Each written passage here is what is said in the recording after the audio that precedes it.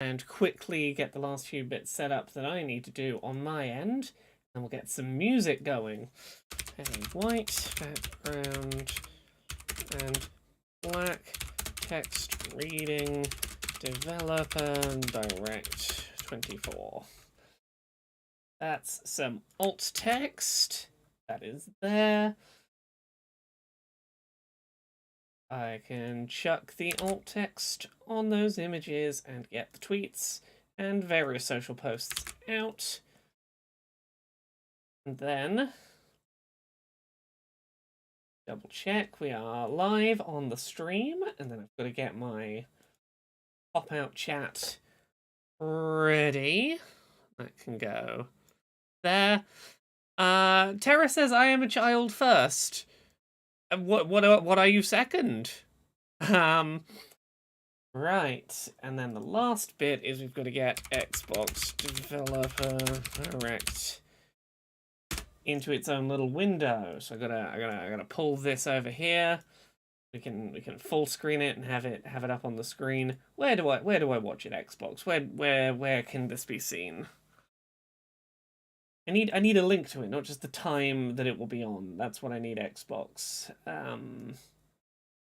Give me a link that will show it visible somewhere. I go to Xbox's YouTube? Xbox YouTube? Will I see it there? Probably. Maybe. We'll find out. So I'll be with you all in a second, chat. There we go.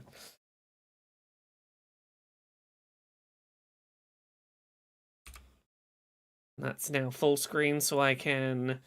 Aha! I can go to this view. Hey, Tara. Hey, Saint Nobody. Tara says, I was so excited I forgot the comma. Oh, I am a child. First. You were being excited to do first. I don't think that's childish, necessarily. Hey, Ngoni. Hey, Dandelion. Hey, Incompetent Hero. Artist Synth. Hello, everyone. Hey, AJ. I think I got everyone. I'm very sleepy today, but we're doing a developer direct, and then I'm going to go have a nap, because I've got a Dice Funk to do tonight. I'm going to find the Halo soundtrack to chuck on quickly, because that seems reasonably appropriate. No, don't play ads. You don't get free ad space on my stream advert that isn't paying me money. Here we go. Right, I think I finally have everything up and running. There we go. So yeah, this is starting in like a little under half an hour. We are seeing some stuff on... what are we seeing? We're seeing stuff on Hellblade 2, which it appears the release date for that might have leaked in advance of this presentation. We're seeing Obsidian's new game, which is Avowed, is it called? That's the sort of RPG with like magic and weapon and like guns coexisting. AJ says, I wonder at what point you started liking naps. When I started doing... when I got to the point where there was no day of the week where I finished work before midnight, I started to love naps. Like, I'm in my 30s, and if I'm going to be working till midnight every night, occasionally, like, this is Dice Funk night. I'm going to be working till at least 2:30 in the morning for me tonight. I'm going to go have a nap so that I am awake and alert when I talk to Americans for whom it's a reasonable time of day. Rachel Spook, let me know if the volume of this soundtrack's okay. Rachel Spooky says, as usual with Microsoft, I aim to simp Arcane. Blade looks neat, but I would love to see a game from their second studio.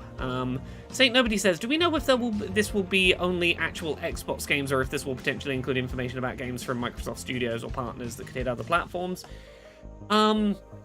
Nothing to say for certain. It's generally you should be setting your expectations for first-party Microsoft stuff. Although, I'm going to make a wild prediction. We might get information about Shadow of the Erdtree, the Elden Ring DLC tonight. Information on that is clearly coming at some point soon. Today, all of the Namco Bandai social accounts updated their playlists for Elden Ring, and that's a pretty clear indication of a new Elden Ring trailer is coming.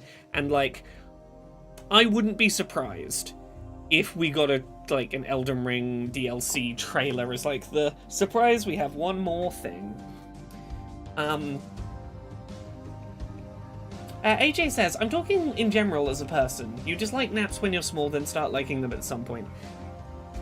I definitely used to be a never needs sleep early riser, and I am now a needs naps night owl. And I'm pretty sure at least one factor in that was HRT. Swapping to estrogen completely changed my sleep phases, and now I am a nap-loving night owl that I never used to be. Saint Nobody says, I remember you mentioning rumours that Hi-Fi Rush could be announced soon for non-Microsoft platforms. There's been rumours for both Hi-Fi Rush and Sea of Thieves coming to PlayStation and Nintendo and or one of the two. I don't know whether they would announce that here. I know that those rumours have been receiving a lot of flack from Xbox fans, and this might be a place to go, hey, if we're going to announce it, we might as well do it here where we know Xbox fans are watching and, like, get our side of the messaging out, maybe? We will see. I'm curious if they address that here, and if so, how they would do so.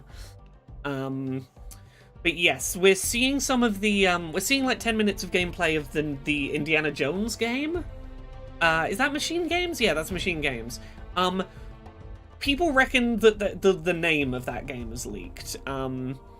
I wouldn't know for certain, but people found a bunch of domain like URLs that had been registered, and are pretty confident. Let me see if I can find what they reckon it was called.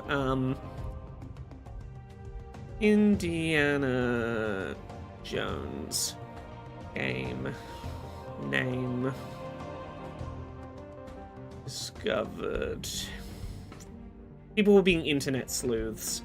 People suspect it's going to be Indiana Jones and the Great Circle, apparently. Yeah, Rocker says, I'm still preemptively excited for Avowed. Outer Worlds was unfortunately lukewarm, but maybe that was just a fluke. I see a lot of hype for Avowed. I'm curious, I want to know more.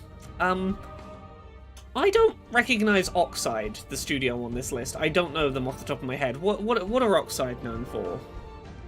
OXIDE. Let's Google Oxide. No, that's a real ass thing. Oxide Studio. You've just used the word of a thing as your studio name. Oxide Interactive. Okay, Oxide Studio didn't even get them. Oxide Interactive. What are your games? Show me your games. I think I saw 48 minutes mentioned. Is this the same one? Oxide Games? Ara, History Untold? Ashes of the Singularity Escalation? Star Swarm? I don't know what any of those mean. Incompetent Hero says, you gotta slowly add more Brits to Dice Funk, make Austin be the one recording at odd hours. Now I've just accepted my life as a nighttime person.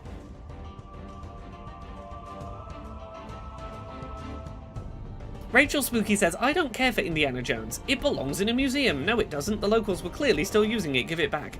Yeah, look, there is a certain suspension of personal morals I have to do for any Indiana Jones adjacent property.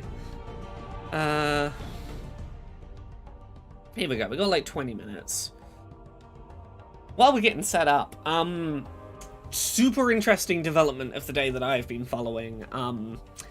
We talked a little while back about the fact that the Switch seems to be getting its first flash cart for unmodded Switches. And the way that flash cart had been promoted was like, it is for backups of your legal game cartridges. It will only work if you rip, like, you know, all of the specific identifying files of your original Switch cartridge. Reviewers have started getting their hands on them, and nope, it's apparently pretty fucking easy to get them to run, to get ROMs downloaded off the internet to run on your unmodified Switch with this flash cart. So Nintendo's gonna be fucking bricking themselves over that. It's the now that it's in people's hands, it's like, oh yeah, no. My suspicion was correct. That all of their language of this only functions for backups, it will not work for your ROMs off the internet is like, nah, that was just them trying to legally cover themselves until they had time to sell a bunch of them before Nintendo was like, oh no, it does piracy, fuck. Which honestly, I'm sure even when they were just advertising it only works for your backups, Nintendo probably still weren't happy about it, but yeah. Terra says, surely the company didn't intend for their product to do that. It's been fascinating watching the very small amount of experimentation required to work out how to get them working. My understanding is, it is something to the effect of, if you're gonna play online multiplayer, then yes, you need all the identifying information that's unique to your card. But if you're not, there is a file that every single Switch cartridge has that's like, this is a certificate that says this is a real cartridge, and that file is not identifiable to a specific cartridge, and it's not unique even to the game. Apparently, all you do is you rename it the name of whatever ROM you're running, and it's like, oh yeah, that shares a name with the ROM. This is a real cartridge, and it will just fucking boot. Which is... genuinely, I am so curious for the tech deep dives down the line of like, was there so little security on Switch cartridges that it's literally you rename a file and the Switch will go, yeah, that looks real, and just accept it? Because if it's that easy to sign code for the Switch, how long is it going to take people to get homebrew running on unmodded Switches is my question.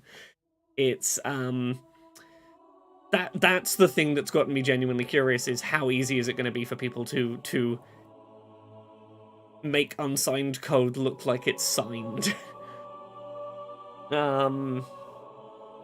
Rachel Spooky says, reminds me of that Pokemon event where if you just named your home Wi-Fi McDonald's Wi-Fi, it would give you the Pokemon. Yeah, it genuinely seems like that is the secret to Switch cartridge security is... my Wi-Fi is called McDonald's Home Wi-Fi. Give me my Mew.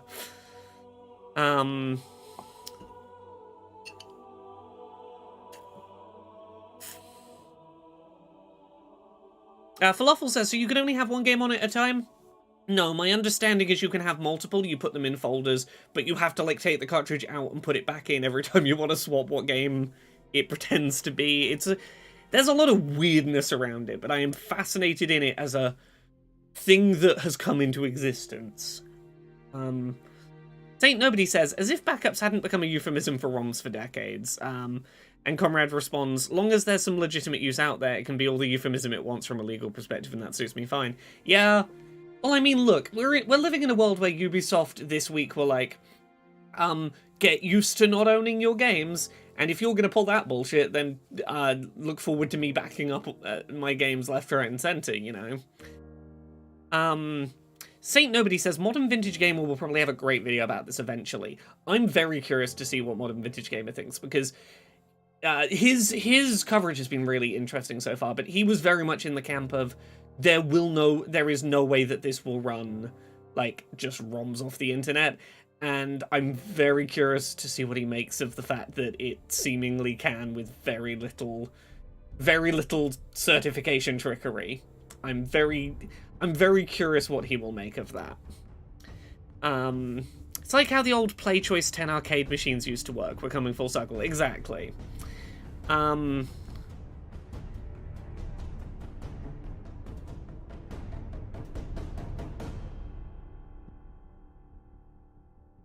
Alright, there we go. Steve McHugh says, I wonder if Ubisoft thinks we shouldn't own their games, then why should we buy them?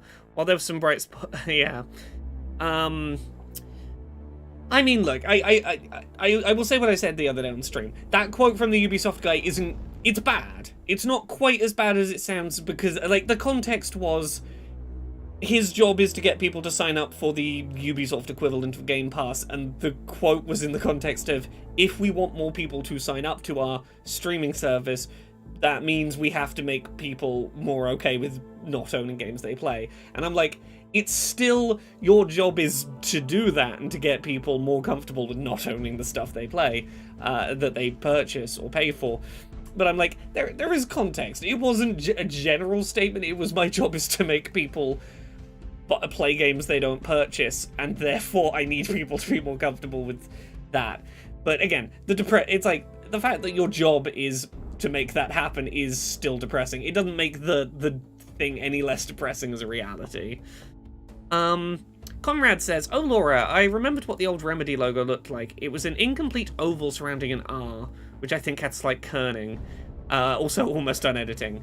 Fun fact, we've had an update on that story, which is Remedy going, don't worry about it. Rockstar filed that infringement paperwork as like a formality or something. Don't worry about it. It's weird, and we're gonna talk about it next week, I'm sure, but it's a very weird response to that story.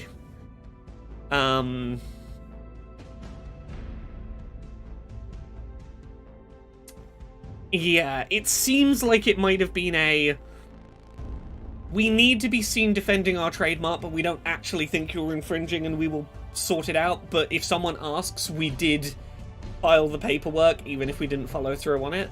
It seems like it might be that. Yeah, so that they can say, if asked, we did challenge and have a conversation about it. We didn't ignore that it happened. Okay, 13 minutes. We're getting there.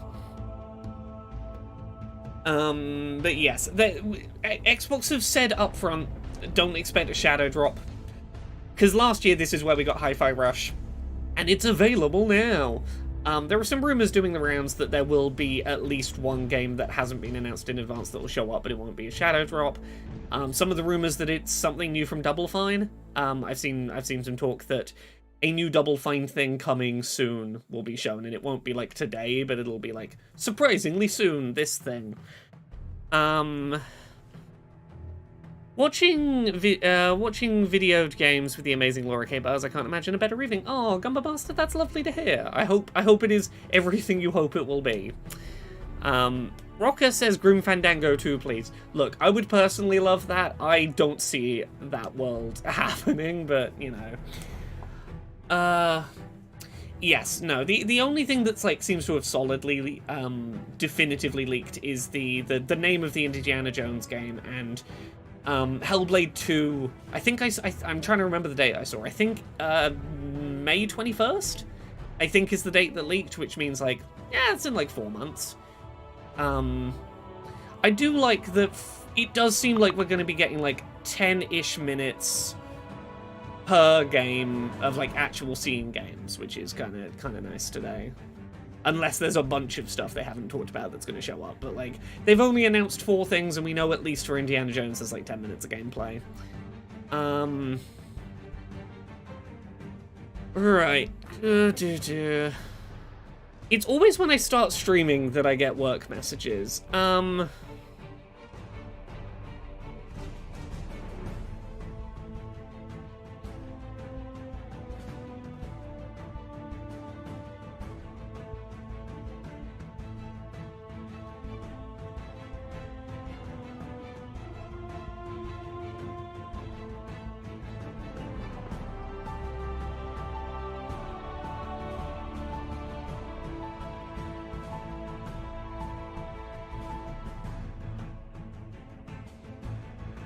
Co-working with Laura stream. Well, the problem is I need to open up a chat window in order to do my work, and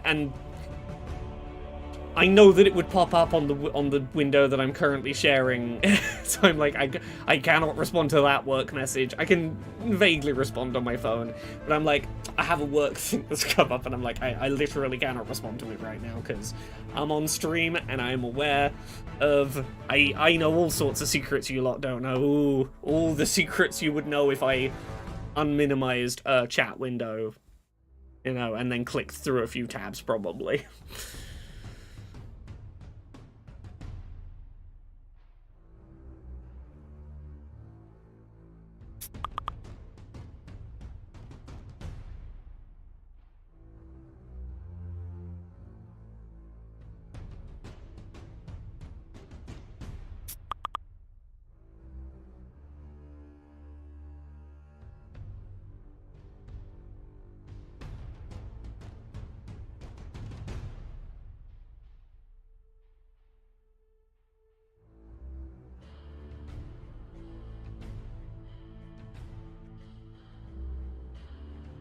There we go.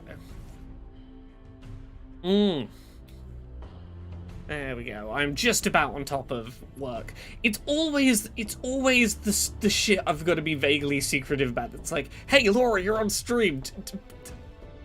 Respond now.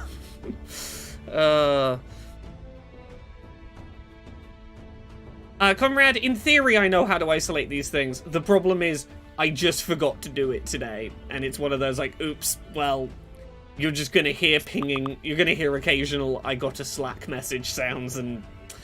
This is, you know why this is? I usually prep better. This stream was an hour earlier than I thought it was, and I realized that, like, 5 minutes where I would have to be on stream. So, you're just gonna hear Slack notifications occasionally.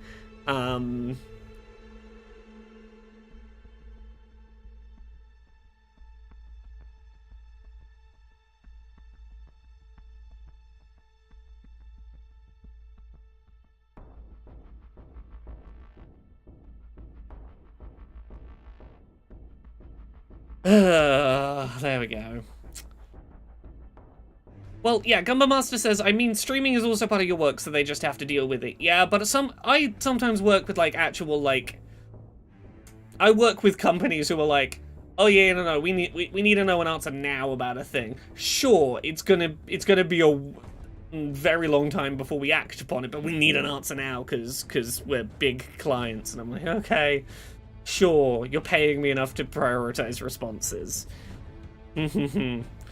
Falafel says, I use Slack at work. Hearing Slack messages after 5 PM gives me giving me mild fear. I work with mostly Americans. I never hear Slack messages 9 to 5. I only ever hear them in the nighttime. Every work project I do that uses Slack is with Americans in the night. Or most of them. Conrad says, Slack is terrible. Actually experiencing PTSD when I hear the notification. Slack is terrible, but jobs that pay very well want me to use Slack, so I live with it. Rocker says, that's the reasoning they actually give over the phone. We need an answer now because we're big clients. Not that far off. Not that far off sometimes, you know.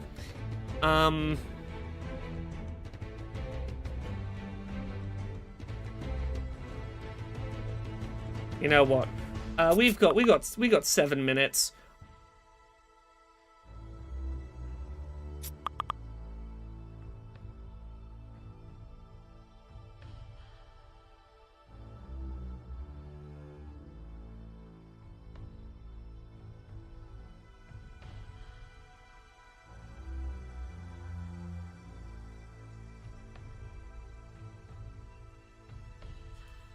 Cool, no more Slack notifications. I'm sorry for the PTSD, everyone. Sorry, yes, I moved to a channel where I didn't have my mic on. It's not that I muted myself. It's fine. Everything is fine. Yeah, Slack is gone now. I was talking to myself, we fixed the problem. Neurodivergent says, looking forward to listening to you while playing some Lost Judgment.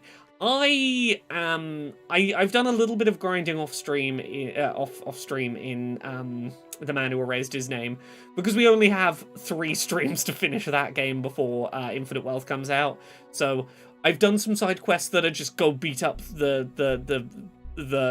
group, go beat up this gang. Okay, now go beat up this gang. All the least plot-filled things possible I can do to just, like, get some character upgrades so I can speed around the game when we get back into those streams. Pixeljacked, Xbox have told us explicitly there will be no shadow drops, there will be no, and it's available now, which I think is smart of them to set that expectation, but I wouldn't be surprised if there's a available surprisingly soon, you know. There we go.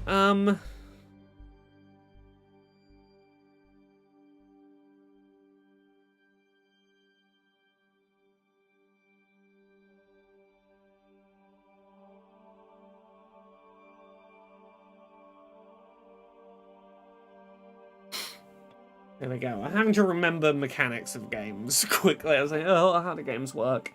Here we go. We've got 5 minutes left. How's everyone doing now that they're not being hassled by my Slack notifications? Oh, I gotta get the other little chat window up. There we go. Yeah, I wouldn't be surprised if we got like a available tomorrow or an available this week. What was your initial reaction to the immersive hostess club in The Man Who Erased His Name? Uncanny, creepy. I don't want it. I don't want the hostess club, the hostess interactions at the best of times. Soon as it's a real human being, I am deeply uncomfortable. Steve McHugh says, I can't imagine Microsoft can just shadow drop a super secret game every year. No, but I think they've realized that thing you didn't know and it's right around the corner is a good strategy for them. Like, here are the big things that we're going to tell you are like 3 years away and we're going to dangle, and then occasionally just, here's the thing, it's like next week, don't worry about it, go. And I feel like if they're going to do that, Double Fine is about the right size of studio that you can get away with that. Hey, Gatling combo. All the work chat clients are annoying but useful for work. I mean, they function for work. I have all of them, you know, depending on who wants to talk with what. I've got people that I do Slack with. I have people I do other. The worst is when people want to do meetings in like fucking shit you haven't used in years. Like, oh yeah, we've got to do a client meeting in Google Meet. And I'm like, really? Really? Google Meet? A text-based meeting in Google Meet, you say? Cool. Is Ninja Theory the Indiana Jones developer? No, they're the, Hellblade Senua's Sacrifice developers. Machine Games are the Indiana Jones, developers. Maybe if Ask can make up for Starfield. UK government department used Google Meet with me for work. I've had weirdly big meetings happening Google Meet. I've had stuff where I'm like, this is way too important to be doing in Google Meet happening Google Meet. Are the 4 devs on stream the only ones we're going to see today? They're the ones Xbox have told us we're going to see today. There are rumors doing the round we're going to see more than this. If we're only seeing these 4, that would mean about 10 to 12 minutes per game, which we know we're getting about that much for Indiana Jones, but I'll say it again. My big theory, if we're seeing anything that's like not these 4, I think it's the Shadow of the Erdtree DLC gets a trailer for Elden Ring. Playlists for Elden Ring on some of the Bandai Namco YouTube channels got updated today with a video that we can't yet see. It seems like a trailer is imminently about to be released, and this seems like a sensible place to get eyes on it. Yeah, no, I looked up Oxide and I don't know any of their games. Ara, History Untold, Ashes of the Singularity Escalation, Starswarm. They make something called the Nitrous Engine. Let me have a look quickly. Xbox. Is there any information on the Developer Direct page about what is being shown off? Okay, yeah, we're seeing something about Ara History Untold. I don't know what that is. They're a Maryland-based studio. Also, I didn't know that Ninja Theory were in Cambridge, here in England. Ara History Untold. It's a studio founded by veterans of the strategy genre and the creators behind stuff like Civ 5, unveiling new gameplay. Okay, it's going to be a Civ. It's going to be a Civilization knockoff from the Civilization people, but Xbox exclusive. Okay. Rocker says, Machine Games have done literally nothing but Wolfenstein and Quake. I wonder if this Indiana Jones thing is going to be first person. In that case, that'll be weird. That's my big question. I am so curious if... Because, like, look, I enjoy Wolfenstein. I've enjoyed the modern Wolfenstein stuff. I cannot see them doing a first-person Indiana Jones. If they do, I'm deeply fascinated. Neurodiverger says, I heard a rumor about Hi-Fi Rush coming to Switch. Wouldn't it be wild if that got announced during this stream? The rumors doing the rounds, there was one rumor was Hi-Fi Rush coming to Switch and PlayStation. One was Sea of Thieves coming to Switch and PlayStation. I believe that there is some truth to both of those. I don't know if we see those here today.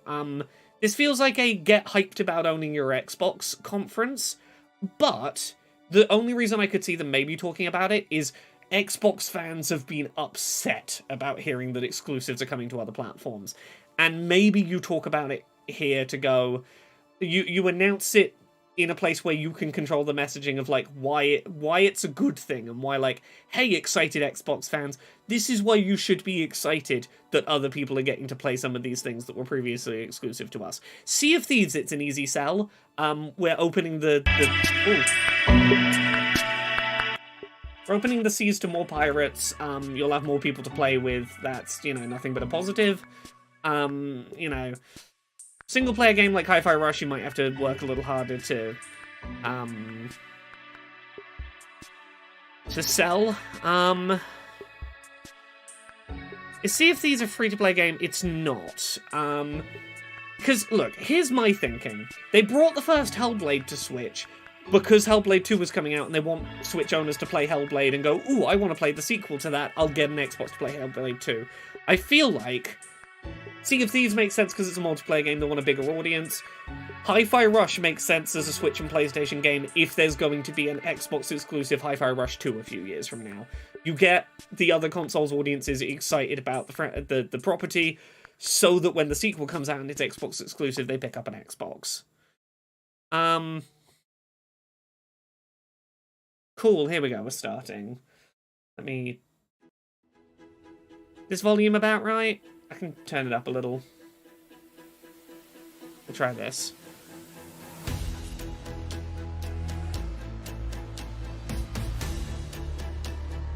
Yes, expect a fair amount of, like, interior shots from development studios today.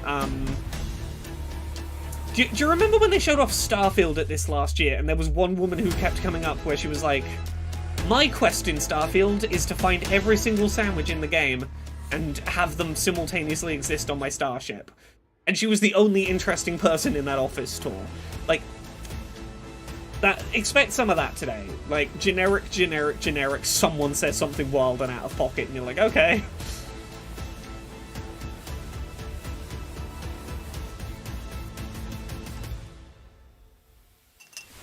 Yes, this is the Look at Our Diverse Workplaces video.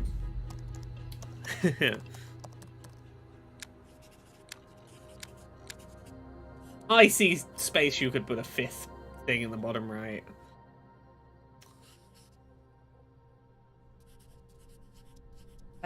Obsidian has a thing called Avowed coming, and... Okay, yeah, we're starting on Avowed. It's magic, but also guns, is all I remember about that. Welcome to Obsidian Entertainment. I'm so proud to share with you our upcoming fantasy update the subtitle RPG, language? Avowed. Avowed is an adventure into the heart of the living lands. Here we go, English subtitles. World, where you must put a stop to a mysterious... Also, hooray! It's been a pre-made video, which means we actually get good subtitles. At Obsidian, rather we than love automated creating ones. Worlds with deep themes, dynamic gameplay, and thoughtful reactivity. And Avowed is no different. Yeah, good to see other languages. How did you end up in Arabic? Sometimes it defaults to the top of the list alphabetically when... It's colorful, I don't know what causes it. It's one of the most incredible settings in the world of Aora. There's going to be a lot of great secrets to discover, one of which has a really personal connection to you as the player character, and you're going to have a great time getting to know the those player secrets character. and leaving your mark on the world. And when it comes to encounters, our combat brings the best of the moment-to-moment fun that comes with action-oriented gameplay and the depth and breadth of choice that you this get is with an RPG. first-person wizards and guns and swords. Combat is Gabriel Paramo, gameplay director. Here at Obsidian, our team's overarching goal is to empower you with choice. So we developed a flexible combat system that allows you to quickly Killy says we're all playing as Laura, confirmed. To melee combat. Yep, Laura, am the main character of Avowed. I'm excited to finally get to announce. From moment to moment, uninterrupted. For all battles, you can combine a variety of weapons, attacks, and abilities for tactical advantages against a I'm assuming this is L2, R2. Are your, like, not this just hand, that hacking and hand slashing. buttons? You're making real-time decisions about when to use your abilities, powerful melee attacks, blocks, parries. Oh yeah, no, the way that parry is happening, this is L2, like, one If you button choose per to approach hand. combat with a one-handed wand, it feels quick and snappy when dealing damage to enemies at mid-range. Using the Tanglefoot ability, you can stop enemies in their tracks, giving you the Oh opportunity yeah, you have to like focus be on weaker or swapping your tougher loadout on enemies the in an fly, I intentional see. and controlled manner. It's important to pay attention to the types of enemies you're dealing with. Some units are extremely defensive, some are brutishly difficult, and others you must make sure you prioritize. Yeah, or it's the Obsidian killing capabilities Skyrim. will put you in a tough spot. To help with the Go different encounters murder you all will the face, kobolds. we provide customizable loadouts that can be quickly switched during combat. That means you can play however you want. Okay, hot Equip a hot sword and swappable shield builds. and charge into battle. Dual-wield pistols and control the encounter mid-range. Or even dual-wield wands to feel like a gunslinging mage. Cool. Now I can use your can play a enchanted game wand where freeze I enemies, and then cast use your magic offhand spells weapons power without set to having to shatter put them. money in a transphobe's pocket. We work Huzzah! hard to keep you constantly engaged as battle Big budget unfolds by creating spellcasting a game balance between without pressure having and to manageability compromise during combat. principles. Players will have ample choices for how to build and progress their envoy in the world of the living lands as they get to know the game and the story and explore the many diverse regions. Some quests in Avowed will have you make difficult decisions with profound consequences. What? An Like this Obsidian side game quest, is going to you have encounter me in make Shatterstar, decisions the that third have region you'll explore ramifications. on your journey through the living lands. As you're exploring, you come across the bodies of these fallen soldiers, and as you explore the remains of the battle, it's up to you to determine who, if anyone, is at fault. Just the four of us. Yeah, it's a Skyrim Lena, quest. Gary, Naoki, and me. Training under Captain Ruiki. Trying to keep Thirdborn safe. In other words, you're a gang of vigilantes. Not that I'm one to judge. Here. Take my badge. Take everyone's. Rocker says hopefully something more nuanced than do you want to Making nuke the this right peaceful choice town isn't or always not. what it seems. We embrace moral nuance and gray areas, trusting players to make tough decisions in complicated situations. My squad and I. Ain't nobody. There was a spellcasting game where you had a talking bracelet and fought dragons, but you didn't have a wand in that. And I do quite like having a thing I point to do the magic. I just got separated. I'm a sucker for magic wands. I can't But face again, those you know, monsters not alone. that game But with I have magic to know wands. if anyone else made it out. Of course he did. Sergeant Asui never has a thought he won't say out loud. So what did he tell you? That Captain Ruiki was sick? That I was paranoid? That I was a dumb baby? Are all of your I heard it fantasy all off species his gonna damn look mouth. this human? Wait, if you Give found them a Sergeant slightly Asui, different shape face. why is he not here with Don't give him lizard skin happened? and shark At the teeth, end of the but quest, still you have a human choice. face. When you confront Give him a Private snake Naoki, If you face. believe the story he's told you, you can hand over the badges and let him go back home. You're right. Real battle isn't something you can prepare for, is it? It's not my fault. You are right, it is the hairstyle Should again. never have camped in The hairstyle that has been getting some criticism this I'm week. going back to Thirdborn. But if you confront him, if you believe that he fled the site of the battle as an act of cowardice, then he might challenge you to a fight to reclaim his honor.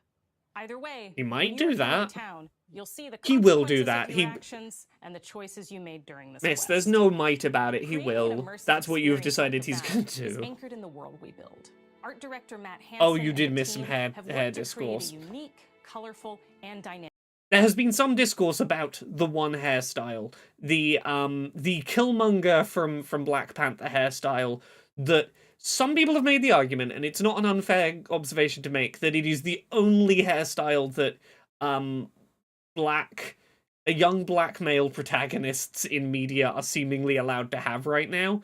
And there is an argument to be made for it is also the hairstyle that is very popular with that demographic right now, but also a lot of people are going, oh, you found white creators found one black hairstyle that they think is cool and won't give black characters any other hairstyles. And like, yeah, that's probably a fair criticism to be made. It's the All of shaved the on the regions sides, have a lot of swept special over things dreads. associated with It's them. that But I have a look deep has place in my been heart for it's been the Shatterstar. center of some discourse. As you're wandering the wastes of Shatterscarp, Eddie Gordo from Tekken 8's just had it added, like, yeah. by transitioning from destitute, muted tones of a wasteland of sand and Conrad marching says, towards a beautiful oasis. sorry, I'm gonna mute this because I need to give this proper time. Conrad says, it reminds me when the father of my Mormon girlfriend in high school told me that he liked Star Trek more than Star Wars because all the aliens were humanoids and that's what made sense. No, the opposite. If you give me space and it's just humanoids, I'm bored of it. I want the next Mass Effect that inevitably happens to let me play as, like, my player character, not a creator character anymore. I'm just a pink blob. I'm one of those emotion I want to be the big thing that says the name of the emotion before any sentence. I want to be an L-core. Let me play as a fucking L-core. You know, don't make me be a human. Although, sorry, that key art with the skeleton with the flowers was fucking cool looking.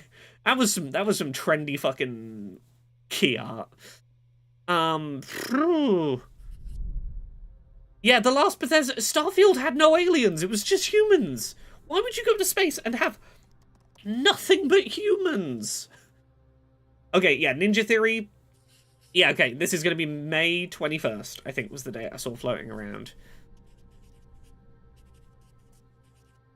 I want the next Mass Effect to have not a single Asari on the crew, not a single Garrus's species. Hi, I'm Don Matthews, studio head here at Ninja Theory in Cambridge. I want the weird aliens. In the final months of development on Senua's Saga Hellblade 2, and the team is final working months, hard yes. to bring you an unforgettable journey into Senua's unique Nothing world that I'm and her shown of battle this for game survival, is going to change my where we feelings have on once it. again combined high fidelity and immersive presentation with a shorter, narrative-led experience that focuses on the nothing really I see care about this is going to move the needle. It's not going to make me more or less excited. It's just, yep, it's more Hellblade. I will play it.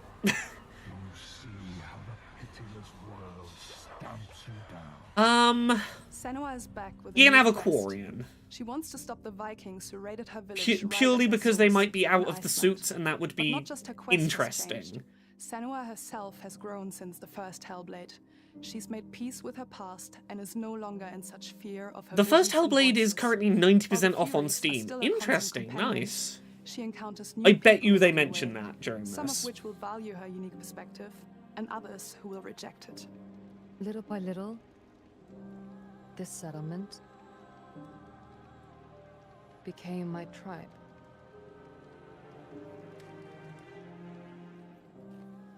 In the game, Senua arrives in 10th century Iceland on the trail of the Vikings who have been enslaving her people. In the story, we're trying to be as faithful to history as we distance can shots up to a were point, lovely. establishing a solid framework and then building more surreal elements on top. Senua will face up to giants who have plunged the land into chaos. We're trying to make this as historically accurate as possible. Anyway, enjoy fighting this giant. It's the giant enemy crabs thing all over again. We're trying to make this, you know, we're trying to make this as accurate as possible to history. Attack its weak point for massive damage. And she'll discover along with us how this viewpoint can have its advantages. Saint Nobody, I kind of agree with you. Hellblade felt like it could have, maybe should have been its own standalone thing. I am willing to give a second one a go, even if I never would have asked for a second. Seeing things that other people don't, hearing voices, and having unique beliefs about the world around her. To bring Senua's perspective of the world to life in a truthful way, we have once again worked closely with Professor Paul Fletcher at the University of Cambridge, as well as people with lived experience of psychosis. What does that mean? It's terrifying.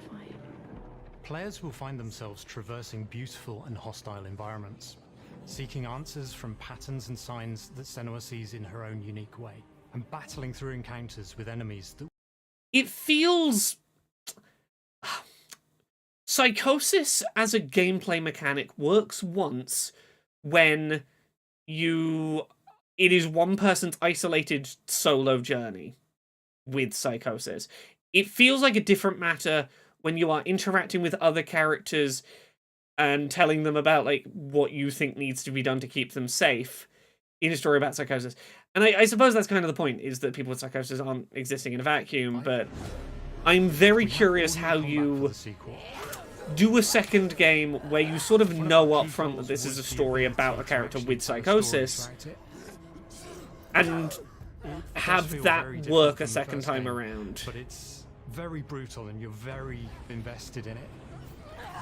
Senua isn't a superhero. She's fighting for survival, and we want the player to feel her struggle in every step. Yeah, AJ, I know she said to a point, but I'm like, if you're... Look, my perspective is, if you're gonna have giants in 10th century Iceland, just go, look, don't even say we're trying to be historically accurate. Just do it. Just go, this is a fantasy alternate universe of 10th century Iceland. Some things will match the real world, but also we're a fantasy story. We're not trying to stick to accuracy. All again, in-game, in costume, on location, everything. Maybe that's my taste. It feels like a weird thing to big up your accuracy right into. Level of immersion. Look at these visuals though. Look at these environments. Yeah, authentic maybe is a better word. Do a few reference gathering trips in Iceland. You have to be there. The sense of scale, everything is incredible. Yeah. Mythology, accurate to the local mythology. Yeah, I can see that. Senua experiences reality differently, and a part of this manifests in the voices she hears. These voices come to life through binaural audio, which provides a good representation of this type of auditory hallucinations. As we focus in immersion, binaural audio is perfect for this because through headphones, you surround yourself in a three-dimensional space. In the first game, we only applied to the voices that Senua listens to. Okay, we're doing more stuff with binaural audio. Technology and some extra little things within the game. There is music that is binaural. Every single sound has the potential to be binaural, so everything is specialized around you. If nothing else, I will play this because I'm a sucker for good directional audio design. I want to play around with weird, unsettling audio design. And deep is not only about quality, it's about personality. So when you listen to Hellblade, you know it's Hellblade. On the music, that first game had some gorgeous soundtrack design. For me, it's a design. personal privilege because I really admire them. We feel these ones from the Game Awards, we remember them. Music, really they happened at some point. Game and elevate it to something really special. We are also working with. I did enjoy that one man on his drums who was clearly like really into it. They sing so beautiful, and we add that binaural touch of music. So this all creates a very immersive and a very special and unique experience. I'd never considered that they might have a foam head shaped like an actual head for binaural audio setups. I don't know why that tickles me so much. Life-changing art with game-changing tech, and that's our aim in Senua's Saga, Hellblade. Again, nothing you've shown me here has made me more or less excited for Hellblade. Next, but to deliver something really meaningful for our players. My hope is that they will really connect to Senua as a character. Dandelion, I do not blame you. Really yeah, to what she's going through. Maybe they know someone that the first Hellblade, I imagine it would be a lot if you have a history in psychosis. Cheesy, but in a way, I'm Senua, right?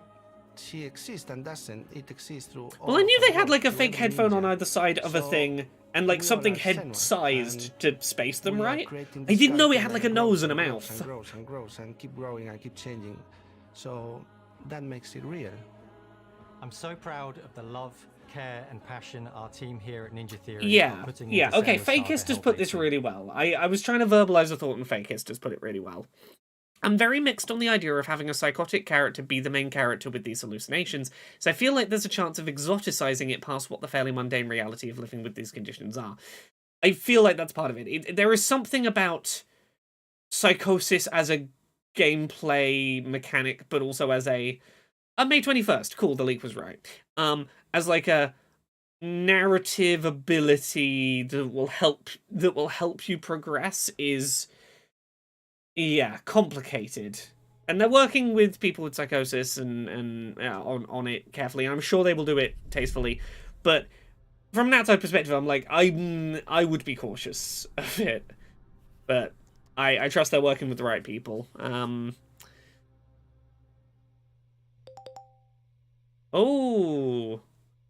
Unexpected surprise. Square Enix. Oh, is this the Mana game? The Visions of Mana. Okay, yeah, so we are doing stuff that wasn't announced. Okay, I fully believe the Shadow of the Earth Tree DLC will be tonight. Photomological Cat says, I have psychosis and I agree with that, I think. I don't think psychosis should be forced to justify itself in a game by transforming it into a narrative twist or game mechanic. Greetings, Xbox players. My name is Masaru Oyamada. I'm gonna mute this for a second. if there is anyone in the community, like watching tonight, who has experienced either currently or in the past Psychosis, who would like to have a chat ahead of Hellblade 2's release, please do reach out. Let me know, particularly if you have any experience making content about Psychosis or talking about Psychosis in any kind of public capacity. I would love to have some conversations about that in advance of that game's release, just because I think it would be. I know I don't know enough about Psychosis, and I think it would be an interesting conversation to have in the gaming space before that game releases, and I would love to chat with someone. So if you know it, if you're here or if you know anyone who'd be a good fit for that, I think that would be something that I would like to do around that game's release. But yes, I will not, I'm not going to commit on stream to any one particular person, but like, do reach out on social media. And at some point as that's coming up, I will get chatting with folks, particularly if anyone has played the first Hellblade. That might be an interesting conversation to have. Yes, Saint Nobody says, the Psychosis in the first Hellblade was more environmental than mechanical. You'd hear disembodied voices moving around you. Yes, this trailer seemed... I'll rewatch it, but this trailer did seem to imply that you'd be, like, solving puzzles via solutions you found because of Psychosis, and that's... I want to recheck their wording that was on that. The newest game in the Mana series to Xbox players. God, I'm so excited for Visions of Mana. I feel like you don't bring back a series like the Mana series without having a good, like, having a good idea to do with it.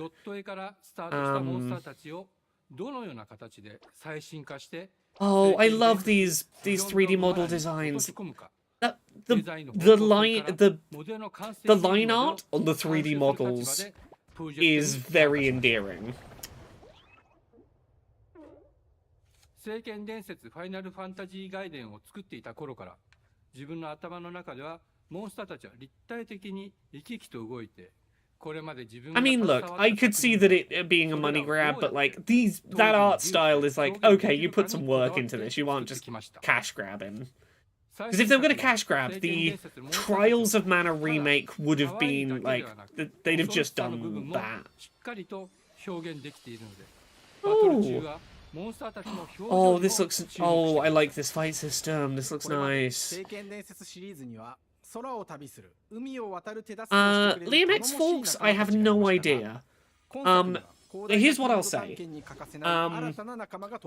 I will wait and see whether they tell us a release date today. Because if this is releasing, like, October, November, December of this year...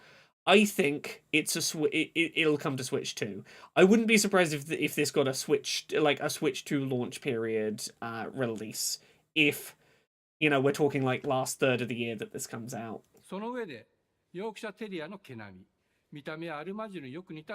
Oh, this armadillo dog creature is adorable. I love it.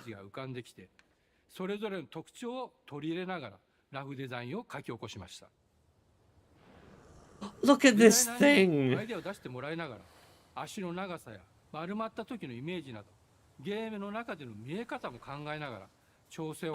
Saint Nobody, you can play... There is a collection of all three on Switch.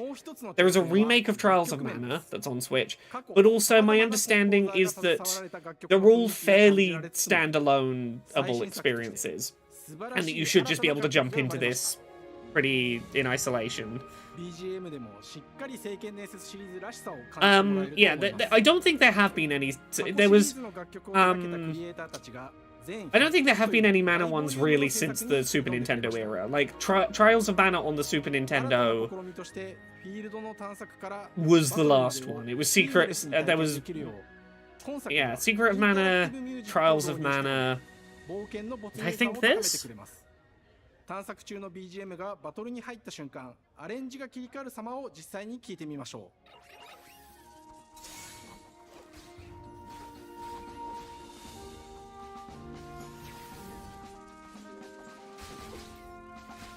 Oh, that music's lovely. Oh yeah, Legend of Mana. Legend of Mana was the original like NES one, wasn't it? That got a re-release. I don't think this is. I would be very surprised if this was Xbox exclusive. I don't know if they've announced platforms off the top of my head, but yeah. Okay, there's a side one on the DS. Okay. Yeah, it looks action-oriented but slow and methodical. I'm into that. Oh, I love some of the shading on these character models. Sorry, it's Game Boy. Yeah, Legend of Mana was the Game Boy one. I was like, I know it wasn't Super Nintendo, it looked more rudimentary, but I genuinely just couldn't remember what platform it was. There we go.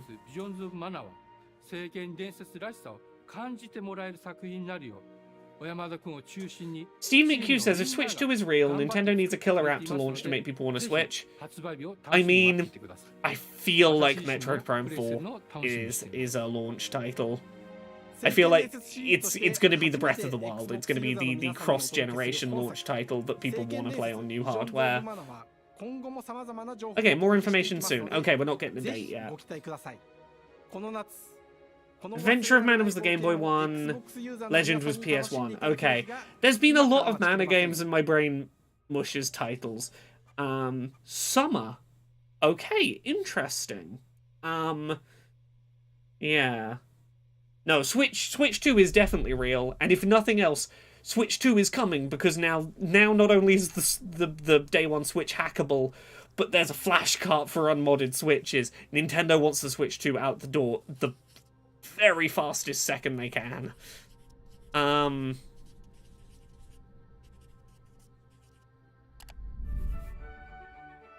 Oh no, Rocker, I want to be clear. I'm not saying that Metroid Prime 4 is comparable in appeal. And I don't think it's the big launch title. I'm gonna mute this, but we've got subtitles on. So look, here's my picture of how Switch 2 launches this year. I think it launches not necessarily same day, but I think the first like month, 6 weeks, I think there are two things we see. I think we see Metroid Prime 4. It's been delayed so long, and at this point they're just going to hold it and have it be Switch 2 and Switch cross-generational launch, because it's a very good-looking game for the hardcore that, like, the people who've been waiting for Prime 4 will want to play it as graphically nice as possible. That'll shift some systems. I think there will be something much more mainstream appeal that will be Switch 2 launch. My guess would be new 3D Mario that makes use of whatever the stupid gimmick on the Joy-Con replacements is. Be that magnetic analog sticks like in that one patent, or be it scroll wheel, as one person on 4chan once suggested they had seen as a TSA agent opening up a package going through security, which I wouldn't believe if not for the fact that Sakurai is on the record as having every single generation for the last like 3 console generations begged Nintendo to put a scroll wheel on their controllers. So, you know, let's say it's magnetic analog sticks like that patent, or let's say it's the scroll wheel like Sakurai keeps asking for. I see Metroid Prime cross-generational title, next-gen exclusive Mario that does something weird with the controller gimmick. I think that's your, like, 1-2 punch for a successful Switch 2, like, day one. Anyway, we're looking at the Civ knockoff here, aren't we? Where's my mouse? World the chance to see the game reflect their unique perspective. Oh, this is just Civilization, huh? And finally, there is no pretending this isn't Civ. Impacted their decisions. They would need to see their choices reflected in the game world itself, not just through numbers on a menu. One of the first differences you'll see Val, is what we call the living world. We saw a trailer for Visions of Mana. 21st of May for Hellblade 2. We saw some footage of Avowed. Canvas for players. That's all you missed. Society their dreams. The living world isn't just a map. It reflects the choices players make over the course of the game. They can see everything from the settling of the wilderness to cultural influence. What was the last mainline Metroid game? I mean, do you count Metroid Dread? I would. And reacting to the changes. We want players to feel like they're truly occupying the world, leading their people as they thrive. But yes, and no, grow. look, I would never believe random 4chan rumor about I work in the TSA and I saw Nintendo's next controller prototype. But Sakurai does keep asking for the fucking scroll wheel. He never said it publicly before that rumor, but since that rumor he has gone, I do keep asking them for a scroll wheel. This is measured by prestige, the player's score that proves And that, their it worth just makes as a me chuckle. The prestige system gives players the chance to decide what kind of leader they want to be. To pursue great works of arts and culture. Oh, AJ, we don't get Gen 10 as a launch title. No Scientific way. advancement. The choice is theirs. Oh, okay, this is Civ with mechs. That's pretty cool. Players get to decide what is most important to them and focus and prioritize. Okay, AJ says, yeah, Pokemon Day in Feb, do you think we get Gen 10 as a launch title? I think if we get anything as a launch title, maybe like a slightly nicer looking Gen 5 remake or something, or like the next Legends game as a cross-gen port, but even that I don't think is likely. Pokemon has always stayed like a year to a year and a half behind new hardware. They like to stick around where the high install base is, if the next system is backwards compatible, for a while before they shift. They are not usually the early adopters of new gen. But I wouldn't be surprised to see them have something for this year. I think the main thing we see is next-gen performance patch for Scarlet and Violet. I think that's the big one. Crafting plays out in Aura at a national scale, with players honing and yeah, I think combining we get some natural next-gen resources patches for into Switch all games manner at of modes and launch. components. Those are the foundation for everything, from international trade to improving their cities and citizens' lives. Yeah, and even manufacturing the weapons necessary. Yes, this is the old Civ this is the Civ 5 devs trying to make a new Civ, this time with crafting systems and mechs. Strategic outcome of all their collective decisions, and not just the individual ones. I'm proud of the work that's gone into our simultaneous turn system. Many strategy games have players alternate taking turns and reacting to their opponent's moves. In Aura, all players' actions are resolved at the same time. This rewards players' ability to navigate uncertainty, to predict and strategically plan for a variety of Okay, I like this. This system You makes pick Aura your just feel turns more without real. knowing what the other person's picking, In and a both typical turns strategy activate game, at once. That's once your kind of turn is nice. finished, you have to wait for a long time. Yeah, this is not the game Simultaneous for turns me, tend to but be those times are very low. You get to keep playing this the is game just not and my stay genre. engaged I don't rather than have having those the periods of brain downtime capacity or where the you're not time doing to get really into It's not these. easy sifting through all of history and picking what to include. For Aura, we wanted to offer a fresh perspective, so we looked at cultures and societies throughout the millennia with the broadest lens possible. Where this approach really shines is in our leaders. Leaders are so often seen as military personnel or prominent government figures, but leaders come in so many different forms. They're thought leaders, scientific and cultural prodigies, and many more. Each leader in Aura has interesting a number idea. of special abilities determined by their personality traits, as well as a powerful and unique leader trait informed by their contributions to world history. Rachel Spooky, look, I wouldn't be surprised if it was just DNA doing a very straight black and white one port. Not even black and white 2, just black and white 1. I wouldn't be surprised. It's the only way to really understand. So what I want them to that surprise me, but priceless we'll see. perspective from the people we're making Aura for. You. Yeah. Politicians, scientists, adult entertainers, leaders are everywhere you look. Critical player feedback. In the end, we believe this makes for a deeper connection between the players and the game. One of my favorite examples is when we first introduced the concept of dangerous wildlife to the game. It turns out, in our first iteration, it was maybe a little bit too aggressive or disruptive. We knew we should probably make a change when one of our insiders made a forum post that was just, Cougars, cougars, cougars, I hate cougars! Someone get these feline demons away from me. Can I play the version of the game where there's just cougars everywhere? That does sound more interesting. The overall threat level of mountain lions to a player's citizenry. It's been years of hard work to bring you a strategy experience like no other. Echo says, I'm sure I'll enjoy the stories people will write up about their games, but I'm never going to be buying this. Can't wait for players Couldn't to get agree their hands more. on the game later this year. 30 to But the 50 launch of feral Aura is cougars. only the beginning.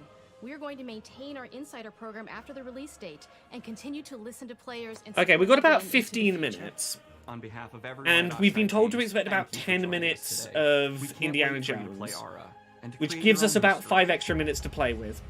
I think we see Indiana Jones for 10 minutes, and then Shadow of the Erdtree finish. I think that's where we're going today. I suspect Shadow of the Erdtree is going to be sooner than we expect. I think that's not Shadow Drop, but I think it's going to be... Yeah, okay. Yeah, that 24 is going to move, and we're going to add one last little thing. Fakir says, one more thing tonight, Queen. I mean, look, maybe not, but Namco Bandai updated all the Elden Ring playlists today. There is a trailer coming sometime real soon, and my gut says tonight feels right. It's going to be the Golden Circle, the something circle. We talked about it earlier. We saw the supposed leak name. Yes, I need to know if this is first person. Okay, it's gonna be first person. Yeah, yeah. You are him. You're seeing through his eyes. It's first person. Yes, this is Xbox exclusive. Yeah. First told us about his vision for the game, we knew we would be a very good fit to help bring it to life. I've wanted to make an Indiana Jones game forever. What the fuck is this gonna look like? What it would be like and the story. What Indy was going. Did they get Harrison Ford? I don't think Harrison Ford likes video games. I'd be surprised if they got Harrison Ford. As the years went on, I thought, who would be like the best studio in the world to don't make this? Don't bring Todd into this. Todd makes me I can remember pitching Lucasfilm makes me unsure. and being, a little bit nervous because look, it's I mean, he does like playing Indiana Jones. He does like money. Their response was just overwhelmingly positive, and just that excitement has bled through the Todd whole Howard. project, This man's and they've just name. been so trusting and supportive of everything that we want to do with the game. It's been a long time. I've been a fan of this my whole life, and I couldn't be more. Yeah, he excited Han to Solo show you loves what the Indiana team has Jones. been up Cool. to. Let's take our first look Todd at the new Howard. Indiana Jones game. Let me tell you what you Plot twist. You play as someone trying to stop Indiana Jones from stealing sacred stuff from your community. You were playing your pointless game. I was playing you. You're wondering if maybe you should have built yourself a life of meaning instead of ending up here, dead and forgotten. Very animated face, sir. Oh, presumably we're young Indy here. Youngish.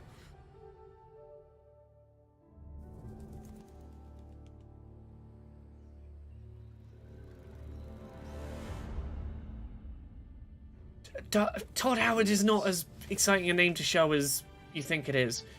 Oh, this... I'm seeing so much head bob as we walk. This is gonna make me so motion sick. Thousands of years of humanity's thoughts and beliefs, scattered and buried. Just waiting to be found. You can't just run away from your problems, Indiana. Watch me. Do we think this is...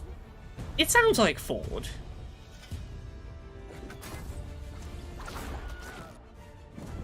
Okay, yeah, it's a Spielberg thing. Of course, we're getting the Wilhelm. Mankind has built sites of... You reckon this is Troy Baker doing Harrison Ford? Yeah, there's a few people saying good sound alike. Sites around the globe. Yeah. A line circle. That sounded more like oh, who am I thinking of? I've had run-ins with these guys before. Oh yeah, this isn't Ford. It ain't a walk in the park. Okay then, let's see if you can keep up. What do you mean if I could keep up?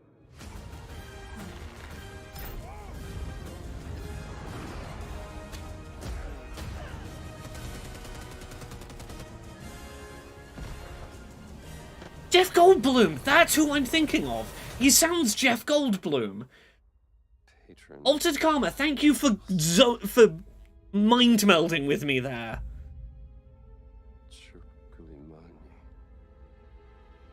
The Great Circle. The Great Circle, yeah, that was the leak name. People found the URLs, like, a week ago. Oh! There was an actor name there. What was the actor name? Oh, did you mean you got the actor name I was thinking of? Yeah, he sounded like Jeff Goldblum for a moment. Indiana Jones is such an iconic character, and he means so much to so many people. Oh, yeah, okay, Everyone here at the Goldblum, yeah. studio has their own indie stories and memories. Yeah, I didn't Most think of we us would grew up with see his adventures and have been fans of the movies and Ford the for a character video years. game. He's a brilliant archaeologist. He's a charismatic. I mean, look, everyman. it's He's machine passionate games and letting us determined. punch some He's Nazis. synonymous It's what with they're good adventure. at. Now we have the opportunity to tell a new Indiana Jones story for a modern gaming audience. Our game is all about putting you in Indy's shoes. I mean, it looks letting you cool. see I'm and mainly feel what he look. sees I'm and gonna be feels. honest. I'm mainly disappointed it's machine it's games first don't do person that because I best have to motion first sickness person. issues. It's the Hooray, ideal perspective to bring disabilities, you into the rich, and I don't want to feel exciting, motion interactive sick. world we've built. We But- believe that being up close and personal to the adventure is key, making each action feel Me like not your own. feeling ill while I play is key. Whether it's cracking your whip, solving puzzles in ancient temples. At least let me widen my FOV, because like this is way too small an FOV for me. But we still want you to have those moments. Seeing his iconic silhouette. I'm really crossing my hat, fingers for whip, them to have and consulted so some for people things about like accessibility. cutscenes and environmental traversal, we pull the camera back for a third-person view. Okay, so they can do third person. Indiana They Jones have a and the Great third-person Circle character is model. set between Raiders of the Lost Ark and The Last Crusade. That frustrates me more. When our game begins, You have a Indiana is third-person working at character Marshall model. Let College. me use it. He wakes up in the middle of the night to the sounds of a break-in Ah. and rushes to confront the thief in the college museum. The mysterious giant of a man makes off with what seems to be a historically insignificant artifact, sparking Indiana's curiosity. It's not in their Following vision. the trail, Indiana heads to the Vatican, hoping to learn why this Honestly, particular Mina relic was Kobold, you would be stolen. surprised how few games Discovers have that things proper aren't motion what they sickness appear. mitigation accommodations in mind. Starts It's pulling still at the so strings rare. of a mystery, and it all unravels until he has no choice but to see it through to the end, whatever the end may be.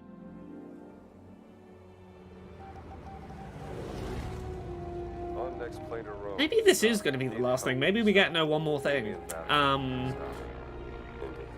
They seem to imply we'd be getting 10 minutes of gameplay. That had to be one of our guiding principles when we were Maybe, thinking about maybe the not. type of Maybe game that's we not were what they were making. trying to imply. Who knows? It wouldn't be indie if he wasn't using his wits to get the Unless full they've added up the number of clips of The gameplay most we've seen, authentic and it Indiana adds up Jones to 10 experience minutes. we can make is the one that makes you think first. The way they were talking about it in the press release, I thought we were just going to get like 10 minutes of actual uncut gameplay, which is what I was hyped With for. a revolver or a gun taken from a disarmed guard. But I think most of the time you'll have more fun, and to be honest, a more genuine indie experience by finding more clever ways to solve a problem. Saint Nobody says, for a second I thought this was showing off audio descriptions in games. I wish it was. Really, it's only PlayStation doing it right now in the AAA space. I want to see that spread. Or using the tools But I at your wouldn't disposal. put my money on Bethesda being the next It's an ones to make that amazing leap. global adventure with action propelling you through your journey. We have these really diverse environments for you to explore. Indy's journey will take him to the forgotten temples of Sukhothai, the pyramids of Egypt, the snow-peaked Himalayas, and beyond. We look carefully at each location and the time period the game is Ugh. set in, and we're trying to make it as authentic and accurate as possible. No? Okay. She didn't say we're trying to make it as accurate as possible to a point. So we shouldn't expect giants in this one. One of the biggest ways to do that is with the music. John Williams is the original composer for the indie films, and we're really lucky to have found Gordy Hub, a composer who's been able to capture Williams' essence with Yeah. his score for The Great Circle. This was the guy who originally made the music. We don't have him, but we've got a good sound We alike. also take a very movie-like approach to things like cinematics. We're very physical with our production style. We use a lot of stunt actors. Things like this help us bridge the gap between making a game and making a movie. And of course, our characters do a lot to help bring the world to life as well. Next to Indy, Gina is our other main protagonist. Where Indy is pursuing answers just for the sake of curiosity, Gina has a personal stake in getting to the bottom of the core mystery. We have one photo of Gina is and we will dress her a up. reporter who has a lot riding on this adventure. She's been tracking a lead for some time, and now She found seems like an she would be in ally an who's 80s determined catalogue American advertising professor. outfits you could Their purchase paths are mail order. intertwined, and they'll need each other in order to get to the bottom of this mystery. Okay, then. Let's see if you can keep up. Fight. What do you mean if I can keep up? We always love our villains and think we might have found our favorite one yet in Emmerich Voss. He's this intensely psychological man. He's obsessed with the human mind and manipulating it. He's highly intelligent and the perfect foil for Indy. They're both Are you trying to make this his brilliant people, Moriarty? compelled by their passions and obsessions, but driven down wildly different roads. Gatling combo, I didn't roast the real person. I roasted the concept art images of a person.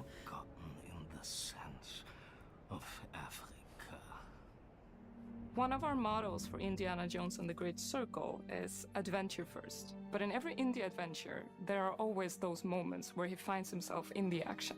That's been one of those balancing acts for us, and we've ended up with this sort of hybrid. Phenomenological Cat says, calling a presumed Nazi highly intelligent is somewhat strange. I mean, yeah, it's an Indiana Jones villain, it's probably a Nazi. They usually Sneak are. around an enemy patrol, or maybe you'll just pick up a shovel and whack them on the back of their head. And when you can't use your wits, you got Indy's most iconic tool. Just like you see in the movies, one of our goals has been to make the whip as fun and multi-purposed as possible. We want it integrated. Is this into your, every like, aspect of Spider-Man the game. web swinging You can use it mechanic? as a traversal tool to make your way around the environment. You can use it as a distraction. And yes, you can absolutely use it in combat. Everything you'd expect from Indy's whip. And hopefully a little bit more. Puzzles are a key feature in our Conrad says, it's an important distinction to make, owing to how stupid most Nazis are. Ah, yes, this is the rare intelligent one. But a lot of the puzzles are optional and are just Indy there probably for the did whip a players who want cop. to He experience probably would. Epic traps, small secrets, and hidden puzzles that blend right in with their surroundings. One thing I love about our game is the level of interactivity that we have. We have this world of mystery where anything could potentially hide a secret. The more you look, the more you'll discover. I mean, look, like her in the YouTube chat, machine games have never been afraid to shy away from, our villain is a Nazi, go kill that Nazi. It's the one thing that they have repeatedly done a lot of is, look at that Nazi, I'm gonna say the word Nazi, go kill him. Indiana Jones and the Great Circle. Machine Games is known for creating these rollercoaster experiences with huge set pieces, surprising twists, and immersive narratives. It's exciting for us that we have been able to stay so true to the Indiana Jones franchise and create Okay, we such are an right at the authentic end of experience while still being able to showcase the what makes stated us length of this us. conference, so this We probably are is the making end. a game for everyone, whether you are very If familiar with the franchise if this is or the not. end, Because at the I am heart of so Indiana Jones curious is an when Shadow of the incredible Erdtree is showing. I I really thought it think was going to be that's today. something everyone wants to be part of. That trailer's just I'm waiting to also happen. very excited to announce that Indiana Jones and the Great Circle will be coming later this year. and Yeah, we it's a cannot 2024 wait game, to share which more is a soon. surprise. I think a lot of people expected this to be 2025 at least. I don't think a lot of people were thinking this was a 2024 game.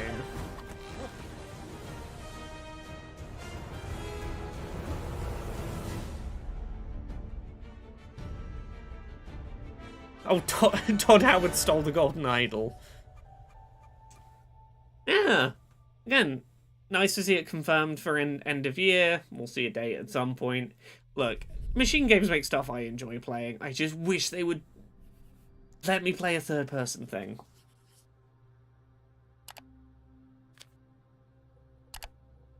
Oh, okay, sizzle reel. This is... Okay, we're ending on a sizzle. For a second, I saw them do the click, and I was like, are we getting one more thing? Okay.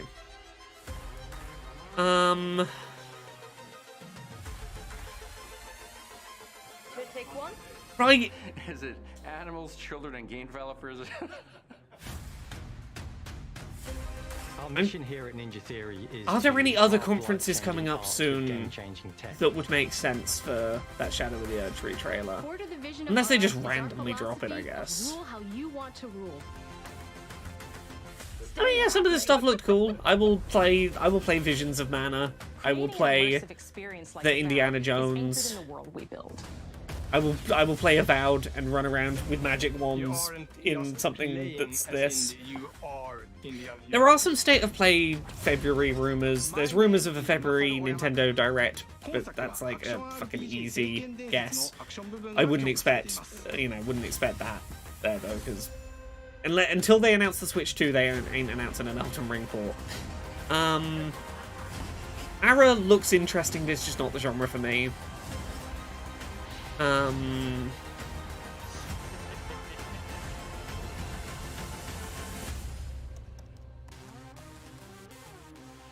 glad we got Visions of Mana. I don't know why they kept it such a secret. I really feel like they could have just shown... They could have just said Visions of Mana was going to be here.